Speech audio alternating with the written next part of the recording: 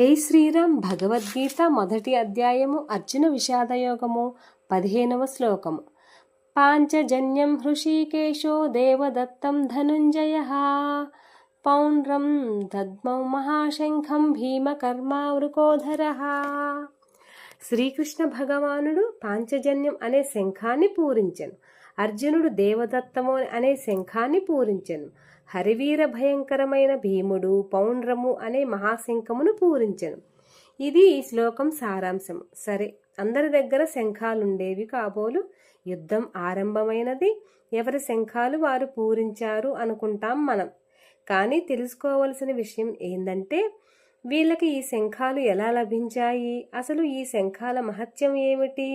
భగవంతుడు ఈ శ్రీ మహావిష్ణువు శంఖచక్రాలు ధరిస్తాడు. మనకు కూడా తిరుమలలో వెంకటేశ్వర స్వామి వారు శంఖచక్రాలు ధరించి నిలబడి ఉంటారు. శంఖచక్రాల మహత్యం చాలా గొప్పగా ఉంటుంది. శంఖచక్రధరుణ్ణి మనం చూడగానే నమస్కారం చేసుకుంటాం.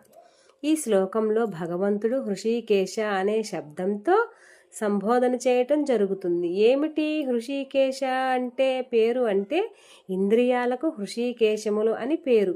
ఈ ఇంద్రియాలన్నింటికి కూడా భగవంతుడు ఈశ్వరుడు కాబట్టి ఈ ఇంద్రియాల సముదాయం కేవలం మనుషులకి ప్రాణకోటికే కాదండి, దేవతలకు కూడా ఇంద్రియాలు పనిచేస్తూ ఉంటాయి. అలాగే దేవతల ఇంద్రియాలన్నింటికీ కూడా భగవంతుడు స్వామే కాబట్టి భగవంతుని హృషీకేశ అనే నామంతో సంబోధన చేయడం జరుగుతుంది. అలాగే హర్షము అంటే ఆనందము, సుఖము కలిగించేవాడు పరమాత్మ. పరమ ఐశ్వర్యం కలిగించేవాడు, వాటన్నిటికీ కూడా పరమాత్మ అధిష్టాన దైవం అయినవాడు అంటే నిధానం అయినవాడు కాబట్టి కూడా పరమాత్మని హృషీకేశుడు అని సంబోధిస్తారు. సరే, ఆ స్వామి చేతిలో శంఖము, పాంచజన్యము అనే శంఖం. ఆ శంఖం ఎక్కడి నుంచి వచ్చింది? పూర్వం ఎప్పుడో ఆరంభమైన శ్రీ మహావిష్ణువు పాంచజనుడు అనే ఒక రాక్షసుణ్ణి, అతి బలశాలి అయిన మాయావి అయిన రాక్షసుణ్ణి వధించి ఆ రాక్షసుడి దగ్గర ఉండే శంఖాన్ని స్వీకరించాడని అనేసి కథ ఉంది. ఈ శంఖము అత్యంత భయంకరమైనది. శంఖం ఎక్కువ పెట్టడం అంటే శంఖం ఊదటమే. దాని శబ్దానికి ఎవరు అధర్మం చేస్తారు, పాపులు ఎవరైతే ఉంటారో వాళ్ళందరికీ కూడా గుండెలాగిపోతాయి. కాబట్టి లోక కళ్యాణార్థం సుదర్శనం సంధించిదే అవతలి వారిని ఎలా వధిస్తుందో, శంఖం పూరించడమే ఆ సౌండ్కే చస్తాడు అవతలివాడు. శత్రువుడు లేదా అధర్మం చేసేవాడు, పాపాత్ముడు, దుర్మార్గుడు అనుకోండి. సరే, పరమాత్ముని చేతిలో ఉన్న శంఖాన్ని పాంచజన్యం అనే పేరు ఉంది. అప్పుడెప్పుడో కృతయుగంలో సృష్టి ఆదియందు శ్రీ మహావిష్ణువు అయిన ఆయన ధరించిన శంఖము. మరి ఇప్పుడు ద్వాపర యుగం కథ నడుస్తుంది కదా, కురుక్షేత్రం. మరి కృష్ణ పరమాత్మని దగ్గరికి ఎలా వచ్చింది ఆ శంఖం? వచ్చేటప్పుడు ఏమన్నా తెచ్చుకున్నాడా అంటే తెచ్చుకున్నాడు, కరెక్టే. భగవంతుడు దేవకీ గర్భాన ఉదయించడమే శంఖచక్ర గదా పద్మాలతోటి ఉదయించాడు. అలా ఉదయించినట్లుగా మనకి భాగవతంలో స్పష్టంగా ఉంటుంది. అన్నమాచార్య సంకీర్తనలో కృష్ణాష్టమి గురించి రాసిన సంకీర్తన. చేతులారా చూడరే శ్రావణ బహుళాష్టమి, కథలాయే నడురే కలిగే ఈ కృష్ణుడు, పుట్టినప్పుడే చతుర్భుజాలు శంఖ చక్రాలు ఎట్లు ధరించెనే ఈ కృష్ణుడు అని ఉంటుంది. ఆ కీర్తన మనం కృష్ణాష్టమి సందర్భంగా కృష్ణాష్టమి రోజున ఈ కీర్తనని అనుసంధానం చేసుకుంటాము సాంప్రదాయంలో. పరమాత్మ దేవకీ గర్భంలో జన్మించడమే, ఆవిర్భవించడమే శంఖచక్ర గదా పద్మాలు పట్టుకొని ఆవిర్భవించి ఆ తర్వాత వాళ్ళిద్దరికీ కూడా కనపడి, అంటే దివ్య చక్షువులు ఇచ్చి వాళ్ళకి కనపడి నేను ఫలానా అని చెప్పి ఆ తర్వాత వాళ్ళకి తన మాయను ప్రసరించి చిన్న బిడ్డ అయి ఏడవటం మొదలుపెట్టాడు. అప్పుడు ఆ బిడ్డని వసుదేవుడు ఎవరూ చూడకుండా తీసుకొని వెళ్ళి గోకులంలో తీసుకెళ్లి యశోదాదేవి వద్ద పడక మీద ఉంచడం జరిగింది. అప్పటికే యశోదాదేవి ప్రసవించింది. ఆవిడ బిడ్డను తెచ్చి చెరసాలలో పెట్టడం జరిగింది. ఆ కంసుడు ఆ బిడ్డని చంపాలని చూస్తే ఆ బిడ్డ ఆకాశంలో ప్రకటమైంది. ఆవిడ మహామాయ. ఆ కథ భాగవతంలో మీ అందరికీ తెలిసిందే కదా. కాబట్టి పరమాత్మ ద్వాపర యుగంలో తనతో పాటు శంఖచక్ర గదా పద్మములు పరమపదం నుండి లేదా వైకుంఠం నుండి తీసుకురావటం జరిగింది, తన వెంట ఉంచుకోవడం జరిగింది. భగవంతుడు ఎన్నోసార్లు కృష్ణావతారంలో చతుర్భుజాలతోటి దర్శనమిచ్చారు. కాబట్టి దశావతారాల్లో కూడా విష్ణువుకి కృష్ణుడికి ఏమాత్రం కూడా తేడా మనం చూడకూడదు. విష్ణువు కంప్లీట్గా ఉంటాడు, కృష్ణుడు కొంతే, ఈ విధమైన ఆలోచనలు కూడా ఉండకూడదు. కృష్ణ పరమాత్మ పరిపూర్ణమైన స్వరూపం. వైకుంఠంలో నారాయణుడు ఎంతో ద్వాపర యుగంలో కృష్ణ పరమాత్మ కూడా అంతే.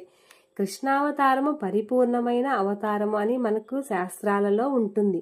కాబట్టి కృష్ణ పరమాత్మ తన పాంచజన్యమైన శంఖం ఏదైతే ఉంటుందో ఆ శంఖాన్ని పూరించడం జరిగింది.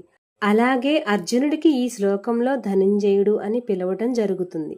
ధనుంజయుడు అనే పేరు ఎందుకు వచ్చింది? అర్జునుడికి 10 పేర్లు ఉన్నాయి, అందులో ఒక పేరు ధనుంజయుడు.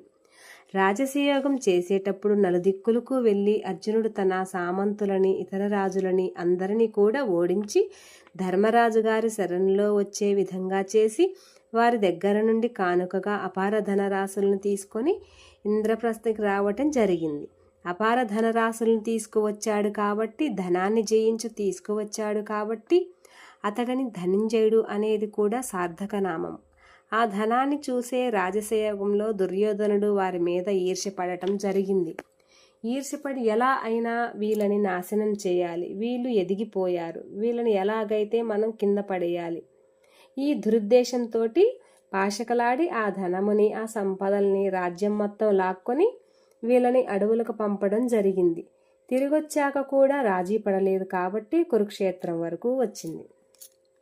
కాబట్టి అపారమైన ధనరాశుల్ని జయించి తీసుకొని వచ్చిన వాడు ప్రపంచం నలుదిక్కులకు వెళ్ళి, కాబట్టి అర్జునుడుకు ధనుంజయుడు అనే పేరు సార్థకం అయింది. అలాగే అర్జునుడి దగ్గర ఉండే శంఖం ఒక పేరు దేవదత్తం అనే ఒక మహాశంఖం.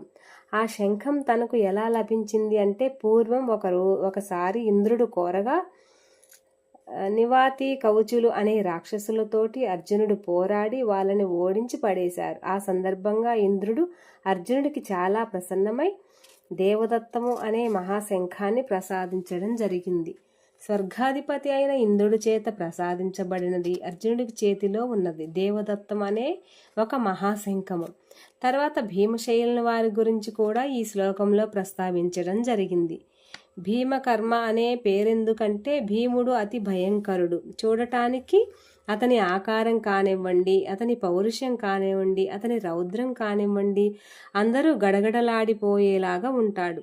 అతడే అతి మానుషమైన చేష్టలు చేస్తూ ఉంటాడు. భీముడు గొప్పగా వంట కూడా చేయగలుగుతాడు. నలభీముని పాకం అని పేరు కూడా ఉంది. నలమహారాజు అలాగే భీమశైన మహారాజు వాళ్ళు గొప్పగా వంటలు కూడా చేయగలుగుతారు. ఎప్పుడైనా ధర్మరాజు గారట రోజుకి 1,00,000 మందికి ఒక పంక్తిలో కూర్చోబెట్టి భోజనం పెట్టేవారట. ఒక పంక్తి అయిపోగానే ఇంకొక పంక్తి ఇంకో 1,00,000 మందికి వచ్చి భోజనం చేస్తారట. అలా 24 గంటలు ధర్మరాజు గారి అంతఃపురంలో భోజనాలు జరుగుతాయట. ఈ వంటలన్నీ ఎలా చేయగలుగుతారో ఆలోచించండి. రోజుకు కొన్ని లక్షల మందికి అన్నదానం జరిగేటప్పుడు వంటలు ఏ విధంగా చేయాలి? ఆ వంటలు చేసేటప్పుడు వంట చెరుకు సరిపోకపోతే భీమసేనుడు ఎలా ఉంటాడు అంటే, ఒక చెట్టు ఉంటుందనుకోండి, చిన్న కలుపు మొక్కని ఇలా మనం 2 వేలతో ఎలా పీకేస్తామో అంత లెక్క లేకుండా ఒక చెట్టు పీక్కొచ్చి ఎండినది అలా పొయ్యిలో పడేస్తాడట. ఇక అది మండుతూనే ఉంటుందంట. అంటే ఇవి ఏమిటి అని ఆలోచిస్తే అతి మానుషమైన చేష్టలు, మనుషులు చేయలేని చేష్టలు, వింటుంటే అబ్బురపడిపోయే చేష్టలు అలాంటివి చేస్తూ ఉంటాడన్నమాట. అతి పరాక్రమవంతుడు, అతి రౌద్రంగా ఉండేవాడు. పరిమాణం కూడా భారీగా భీకరంగా ఉంటుంది భీమసేనుడిది. కాబట్టి భీమకర్మ అనే పేరుతోటి అతడిని సంబోధించడం జరుగుతుంది. అలాగే వృకోదరుడు, గొప్ప బలిష్టమైన పొట్ట లేదా ఉదరం ఉందన్నమాట అని దానికి అర్థం. ఈ పొట్ట అంటే భీమసేనుడు ఆహారం ఆ పరిమాణంలో ఎక్కువ శాతం తీసుకుంటాడు. ఎందుకు అంటే అతని పర్సనాలిటీ కానివ్వండి, అతని బల పరాక్రమం, 10,000 ఏనుగులకి ఎంత బలం ఉంటుందో భీముడిలో అంతకంటే ఎక్కువ బలం ఉంటుందట అని మనకు భారతంలో కనపడుతుంది. పర్వతాలు కూడా పికిలించి ఏదో మట్టి గడ్డలు విసిరేసినట్టు విసిరేయగలుగుతాడన్నమాట. అంతటి పరాక్రమం, బలశాలి. ఆహారం కూడా ఆ పరిమాణంలో తీసుకుంటాడట. ఎలా అంటే రాళ్ళు నోట్లో వేసుకున్నా అతడికి అరిగిపోతాయన్నమాట. అలాంటి జీర్ణశక్తి కలిగిన వాడు. ఈ విషయం వచ్చినప్పుడు ఒక కథ చెప్తాను. ఈ దుర్యోధనుడు బాధ భరించలేక ఈ పాండవులు 5గురిని చిన్న వయసులోనే చంపడానికి ప్రయత్నం చేసినప్పుడు వాళ్ళు పారిపోయి ఏకచక్రాపురంలో అగ్రహారం అనే చోట బ్రాహ్మణుల మధ్యలో ఒక బ్రాహ్మణుని ఇంట్లో తలదాచుకునేవారట. అతిథులుగా ఉండి వాళ్ళు కొట్టంలో అంటే వాళ్ళ ఇంట్లోనే ఒకవైపుగా బ్రాహ్మణ వేషంలో భిక్షకు వెళ్ళి తలదాచుకునేవారట. రోజు భిక్షకు వెళ్ళి స్వయం పాకం ఇస్తారు కదా, అది తెచ్చుకొని ఇస్తే కుంతీదేవి వంట చేసేది. చేసిన తర్వాత వంట 2 భాగాలు చేసేది. ఒక భాగం అంతా భీమసేనుడికి పెట్టేది. రెండవ భాగం ఏదైతే ఉందో మిగతా 4 కొడుకులకి పెట్టి తాను తినేది. అలా సగభాగం మొత్తం కూడా భీమసేనుడికి పెట్టినా కూడా ఆయనకి ఏదో గతి లేక ఒక ముద్ద తిన్నట్లుగా ఉండేది. సరిపోయేది కాదు. అతని పర్సనాలిటీకి, అతని బల పరాక్రమానికి అసలు అన్నం సరిపోయేది కాదు. చేసే చేష్టలు అలాగే ఉంటాయి. పర్వతాలు, కొండల్ని కూడా ఎత్తే రాళ్ళు, బంతులు ఎగరవేసినట్టు విసిరేయగలిగేవాడు. పెద్ద పెద్ద మహావృక్షాలను కూడా కూకటి వేళ్లతో పెకిలించి విసిరేస్తాడు. ఏనుగుని 4 కాళ్ళు పట్టి గిరగిరా పట్టి తిప్పి విసిరేయగలుగుతాడు. అవన్నీ భారతంలో కనపడతాయి మనకి. గొప్ప బలిష్టమైన పొట్ట లేదా కడుపు ఉన్నవాడు భీమసేనుడు కాబట్టి బృకోదరుడు అనే పేరు స్పష్టంగా ఇక్కడ చూపిస్తున్నారు. అలాగే పౌండ్రము అనే మహాశంఖాన్ని ఊదారట. ఎప్పుడైతే కృష్ణార్జునులు వారి వారి శంఖాలను ఊదారో వెంటనే భీమసేనుడు కూడా శంఖాన్ని ఊదటం మొదలుపెట్టారట. ఈ పౌండ్రం అనే శంఖం కూడా విశేషమైనది. భీమసేనుడు పర్సనాలిటీకి ఏదో చిన్న చితకా శంఖాలు మ్రోగించగలగటం కాదు, ఇంకెప్పుడు మానవ మాతృలు అలాంటి శంఖాన్ని ఊదలేరు. అలాంటి మహాశంఖం భీమసేనుడిది.